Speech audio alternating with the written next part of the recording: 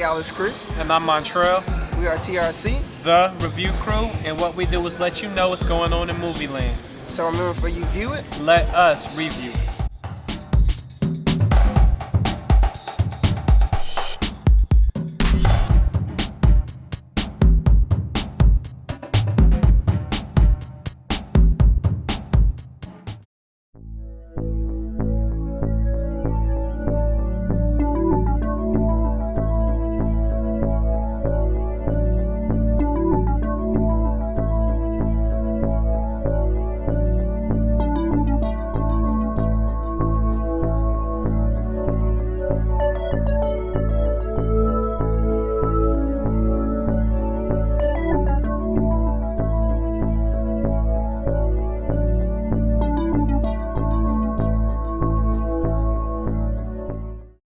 Today we're at our favorite spot, Carmike 15.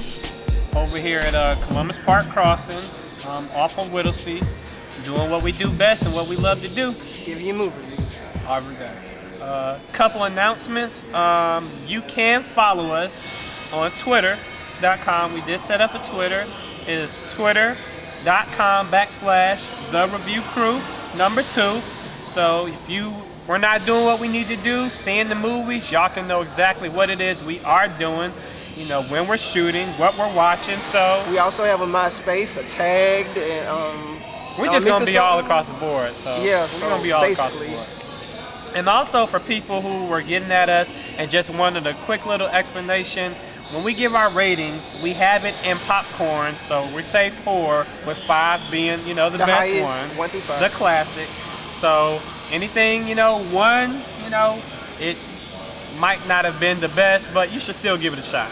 You might like it. Who knows? On today's agenda, we have Angels and Demons and the Soloist. Well, Angels and Demons is the second installment in the Robert Langdon series, written by Dan Brown. It's actually a prequel to the Da Vinci Code. It lets you know what went on with Robert before he, you know, the second book and everything. And this one, it deals with, you know, the origin of life, and once again with the it has religious background about the church, and you know, just give you some more things to think about. All right. TRC says to this one, 3.5. He exposed one of the greatest cover-ups in human history. Da Vinci. But what terrifying discovery would make the Vatican turn to him? This is the first sign. What sort of sign? Earth, air, fire, water. And the fifth sign. I thought this was a pretty good film. I like Da Vinci Code. It was a pretty good film, and I really like how they go about just the whole mysteries, the clues. Robert Langdon character is like this, you know, genius, and he can figure out these things, you know, at the drop of a dime. Doesn't really need much incentive, or he doesn't need any of the overlying background. He just so knowledgeable. He knows about all these different countries, all this historical things you would nobody would know. I would know nothing about, you know, Rome and all their history, but he knows more about the people than they know about themselves. But he can't read Latin, which was just weird to me. You know, somebody, you know, a historian like that. Historians should have read Latin. I thought it was it good, was decent. I thought that, I'm sorry to compare, but I don't think it was better than the Da Vinci Code. I'm just being honest. It was, I think it lacked a lot of things we liked about the Da Vinci Code, like the puzzles, and it was was less suspenseful than the Da Vinci Code. And you know, I thought it should have, you know, used a little bit more action, but you know, it should have used a lot more action. It's overall, I think it's a decent film. It's just, it could have been a lot more action packed, and they could have not have been as it was just so consistent with the same steps of it not, you know, with failure, so to speak. It was like every time you're getting there, it's only a minute, it's only 30 seconds. You just there's no way. They would have did something different, you know, shock us, you know. It was just a pattern that, you know, really wasn't enjoyable to know, okay, he's gonna get there late. They're not gonna, you know, be able to solve it. So here we go again. It was all right. Well, next on our agenda, we have the Soloist. And The Soloist is about a journalist who comes across a homeless musician playing a violin on the street, and he wants to use him to write a big story because he's in desperate need to come up with some stories so that he may maintain his job at the newspaper. And he kind of softens up to the musician.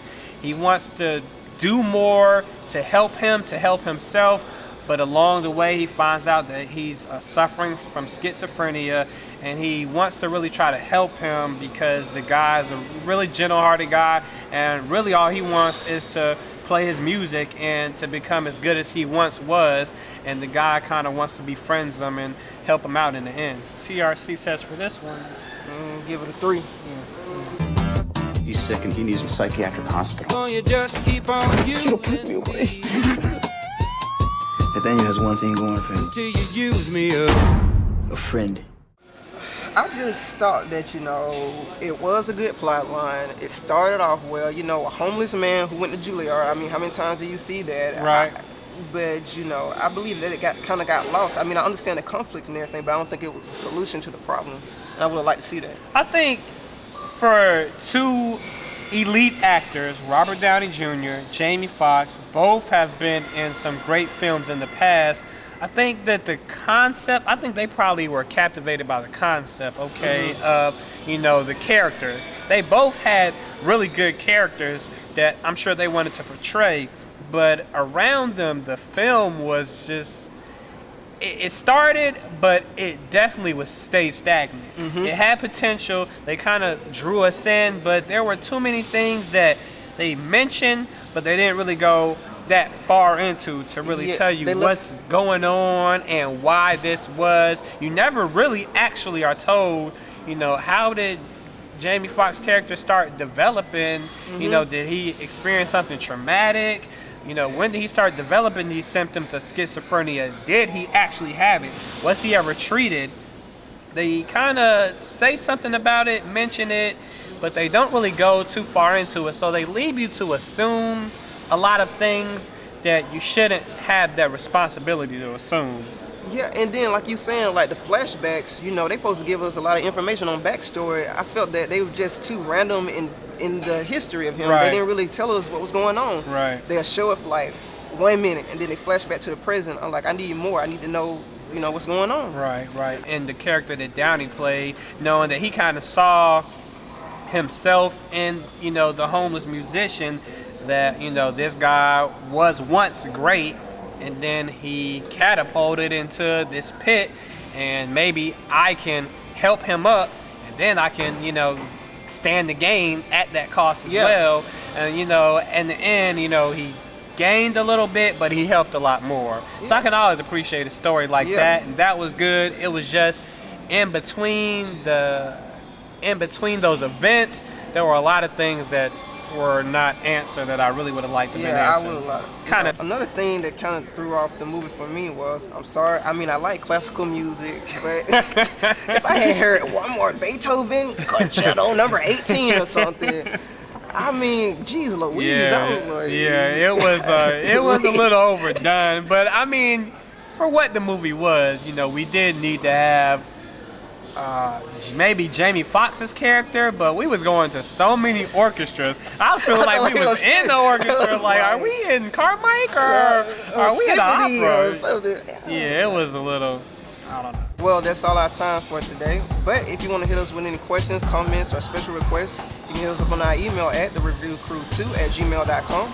Once again, that is TheReviewCrew2@gmail.com. Any questions or concerns, feel free to get with us. And once again, this has been Chris. And I am Montrel. TRC. The Review Crew. So remember, before you view it, let us review it. All right, see y'all next time. See you later.